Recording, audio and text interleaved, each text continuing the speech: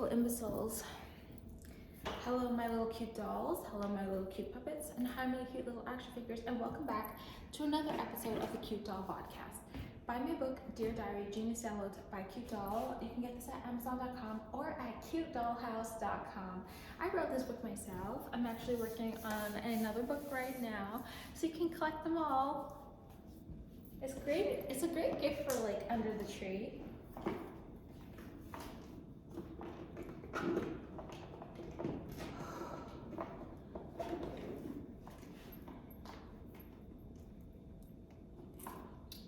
Okay guys, buy my perfume, Dear Diary Genius Downloads by Cute Doll. Get it in vanilla gingerbread for the holidays. It's a great stocking stuffer. Get my chapstick, Big Fire Blast. This is a Cute Doll Kiss of Death. It comes in Big Fire Blast, Mini Fire Blast, Big Prince Charming, Mini Prince Charming. My chapstick is really nice. I use it every morning and night after I shower, and it's moisturizing, made of all clean ingredients. It smells so good, but the best part is that it tastes like what it smells like, so it's such a nice treat. And then we have my Dibs Beauty.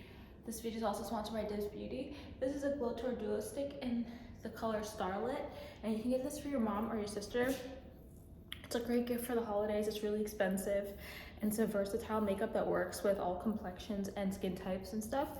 It's made with like all clean ingredients as well, like my products are, and it also is really pretty. It's even in Ulta, so this is like legitimate, and you can buy it from my TikTok shop for discount. Okay guys, also be sure to happy Swarsmas. If you're new here, hi, my name is Cute Doll, and I'm famous because I'm pretty. Also, thank you to all of those who have been watching my stream at twitch.tv/cutedoll, and thank you to all of you who subscribe. I love you so much. And thank you to all of you who subscribe to my YouTube at Kitty Cat and watch my every video. I love you so much, really. Also be sure to subscribe to my Patreon at Entitled, and there I post more exclusive videos where I literally share all my secrets, all the things you guys have been wondering. You can ask me questions there, and I have a whole library already that is ever increasing of just all of my secrets that I really don't like gatekeeping, but I don't like giving knowledge to people who are not my supporters. So the Patreon is an excellent way for me to just give my content out to those I know truly reciprocate and appreciate me. And I want to share so much. Like, I just wish like that, you know, like, and I manifest this, like I hope I have like that one really nice audience that like I just want to give everything to. But right now my audience is just mostly comprised of haters, which I don't blame you. Yeah, haters, people who are jealous of me, or people who are dating me. I wanted to say, okay, so you can also buy my merch. It's the Are You Cute Doll merch. It's inspired by my fans from TwitchCon San Diego 2024, who literally came up to me and said, "Are you cute doll?" I was so fascinated that they recognized me that I made a merch line off of it, and I was so starstruck that they recognized me that I made a merch line off of it. It's embroidered, so it's nice. It won't wash off. It's thick cotton, and it has a nice little fleecy material inside that makes you really warm, like those really warm hoodies. So you guys should all get one for the holidays and put it under the tree for your whole family and all your friends. Also, get the Fire Blast You in Your Back merch, which is a picture of my Tarot Sorcerer fire blasting you in your back. And I came up with that myself. I literally put a picture of my Tarot Sorcerer fire blasting you in your back with a sweatshirt, and I'm a meme queen, a meme artist. I'm also a serial entrepreneur. I have so many businesses and I'm making more. I love making businesses. I always had a thing for it. You could just watch my other podcast if you want to know what I'm talking about. Okay, so the couple things I want to talk about. I know my video yesterday, it actually had a lot of reach, and I just really wanted to say that after I posted the video, I felt so much better. I just felt like I just never thought that I would feel this way. So I make a lot of videos on my Patreon about how to be unbothered, but I just want to say that after I posted that video, I felt a sense of so much freedom. I was like, I didn't think that this was gonna happen, but I don't know the psychology behind this, because this was not, I did not do it for any kind of purpose, but I guess I did release. And then so like what happened was, when I went on my stream that yesterday, I felt so different. um I felt so different. I felt like I felt like nobody is gonna bother me anymore. I felt like no matter what, nobody can ever pressure me to be in a relationship with them because I already like someone else. Even I don't even care. Like I don't even care if the person doesn't like me. I'm not like I'm not like obsessing over them every day or thinking about them at all. It's just like if it's like my heart space is just already taken, and then just like I don't really need reciprocation. I can't even imagine going on a date with a person because like I just can't imagine like what would we talk about. Like I just can't imagine it working. I really can't. And I'm just saying like I'm just so happy and relieved, and just I feel like no one can bother me because I already like somebody and you can't make me like you. And I just really felt like the pressure was like taken off of me yesterday, that I actually feel like just because I made that video, I feel like more people like me now. It's so weird to say, like I mean like in a romantic sense. This always happens. So every single time I'm in a relationship with somebody, all these guys, they hit me up and they tried to steal me from my boyfriend. It always happens, but only when I start dating a guy, not when I'm single. So it's really weird. Let me explain what I'm saying. It's not because they know. It's kind of like an energy or an atmospheric thing. I picked it up starting in my 20s. I kind of noticed that every single time I have a boyfriend, like if I have a boyfriend in real life, all of a sudden the guys online who don't even know that I have a boyfriend are like chasing after me, and people like at my school would be like flirting with me, and then my college, and then like all these things in all these different areas in my life. If you know, you know. It's kind of like they have like a radar, like they know like, oh, this one's taken, so like we want her. Like it's true. It's so true. I don't know how to explain it, but every single time I get in a relationship, even if the other people don't even know about my relationship status, they always just want me. So I think that even if people haven't watched my YouTube video yesterday's YouTube video, yesterday's Swarsmas 2024, I feel like the people that came to my stream yesterday, they kind of just knew that like I'm unavailable. That's what it is. It's like that I'm unavailable. So they all kind of like stuck around for a really long time watching my stream. Someone even subscribed, and it's just like I just felt the shift in the energy. And a lot of people applied to my room yesterday. I only accepted one person because they were all bad applications. And I always try to remind myself, like, the reason that I'm not getting into raids is not because people are applying, but I'm not accepting them. I've become more selective of who I accept because the pain and of the failure of the raid, to me, is just like a total waste of time. It's one of the most frustrating things. So that's why I'm not accepting lower candidates. Even if I accept the right candidate, which is like 30 LOS, which is a Light of Salvation card set with the enhancements, and then like they have to be like 1640 or more, they still fail the raid. I don't know how that's fucking possible. How did you get all those gold cards and still don't know how to do like K-Angel? Like I can't fathom, like I just don't know. I don't understand. But anyways, it doesn't matter. I know 1640 is like a dangerous number for me to accept because that's the new free eye level they gave out for everyone in two seasons in a row. So like not 2 seasons, but 2 patches, like back-to-back patches, at patch sets of patches. And literally, I know that's a dangerous number, but I can't be more picky and wait for more 1680s, 1696, 1700 to show up, because the truth is like they really don't show up unless like you are like already filling up your room with people, or something like that. Like, I don't know, I actually don't know the science behind why they show up, but I don't want to wait for them, if that makes sense. So I'm settling for the 1640s, but I'm just checking their cards, and I still am failing the raids with them because they don't know how to play the game. You know, I really hate them, honestly, but it's better than me just accepting everyone like I used to in the past. So that's what I keep reminding myself, is that the reason I'm not getting raids yesterday and today is not because people aren't applying. It's not because there are no people. It's not that. It's just that I'm being more selective. So, which is great, honestly. I just have to keep remembering. You know, a lot of life for me is just always remembering the rules of my life. Like, I have to just keep remembering, like, I have so many rules to myself, and I just need to keep remembering, like, this is this way because of that, and I just have to keep remembering that. Okay, guys, so one thing I want to tell you guys is about my dream.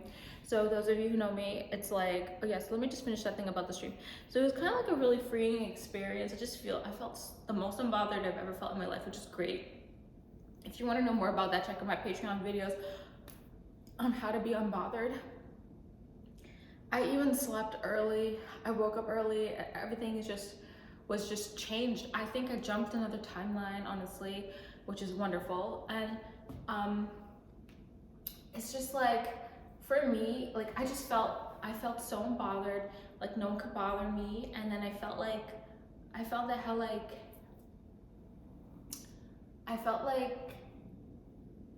everybody like wanted me. It was like, and I know it's true because I can feel energetically.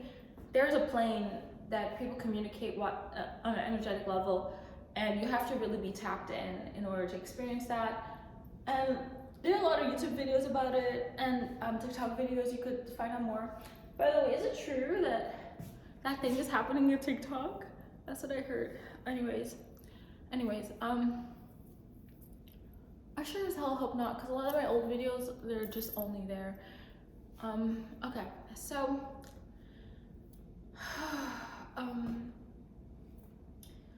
I want to tell you guys about my dream. I'm going to try to make it really fast.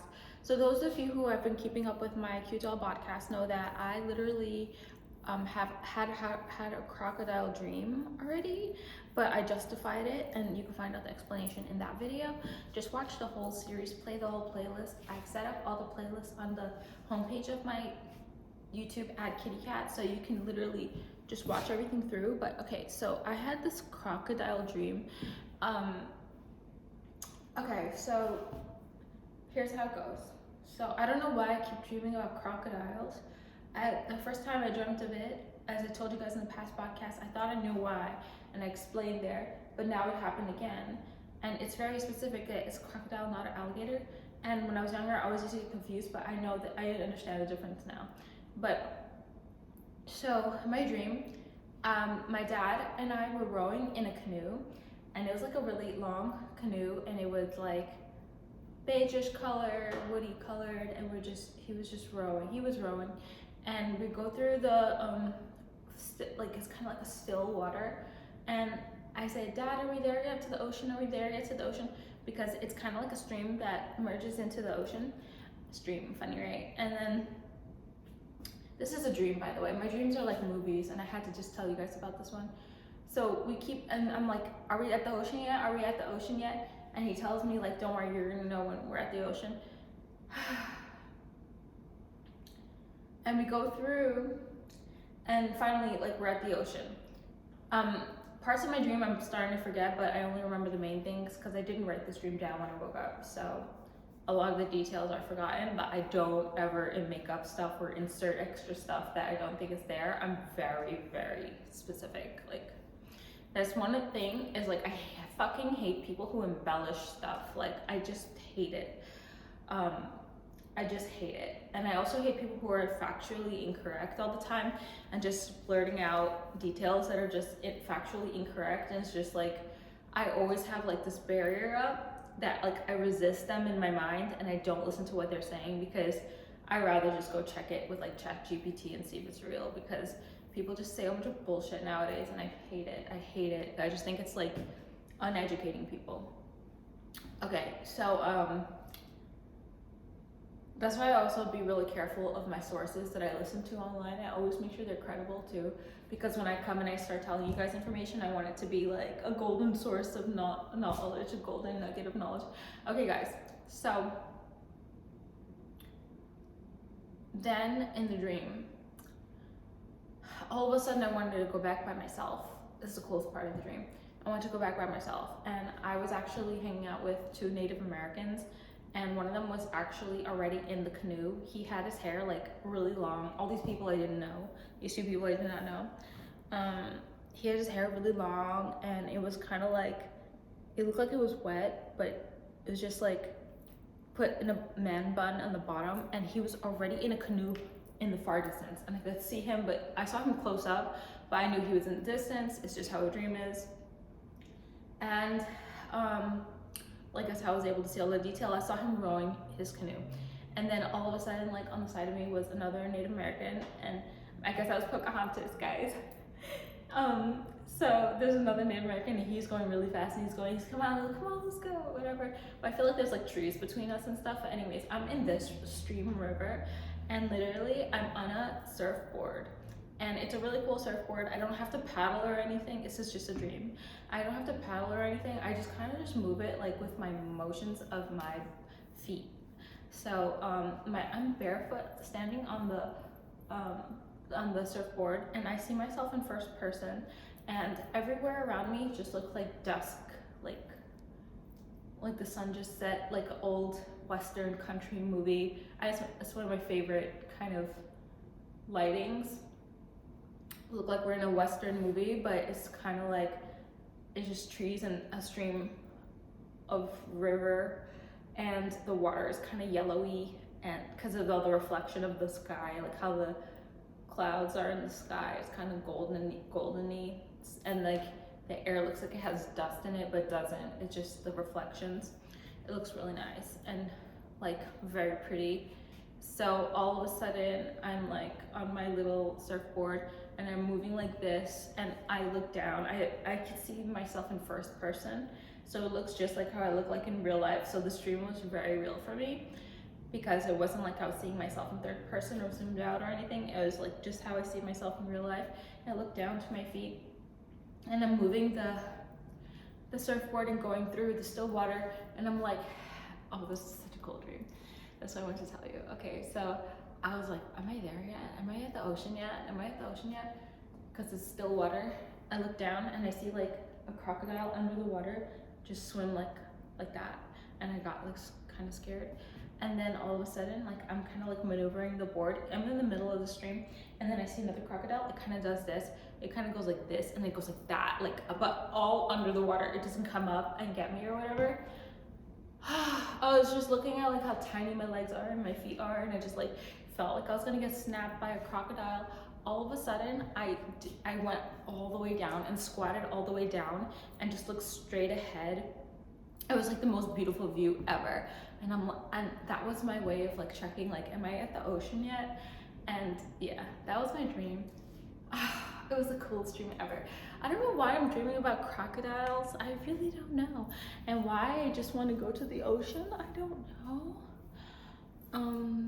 Fun fact though, when I move, I never want to move to the West Coast, and I never want to move. I know I said I did so many times, but these are some of the rules I'm trying to remind myself. I never want to move to the West Coast, and I never want to move to the ocean side, just because I'm really afraid of natural disasters. I just really don't like being too close to like forests or oceans, because even though the views are just so beautiful, I just really am afraid of natural disasters. One thing I love about being in the city is all I ever had was like a fucking earthquake, which was actually, I'm sorry to say, it was kind of fun. Okay guys, so that wraps this video. I love you guys so much. I thank you everyone for sticking with me. I love you guys so much. I thank you for sticking with me. Okay, I love you, bye.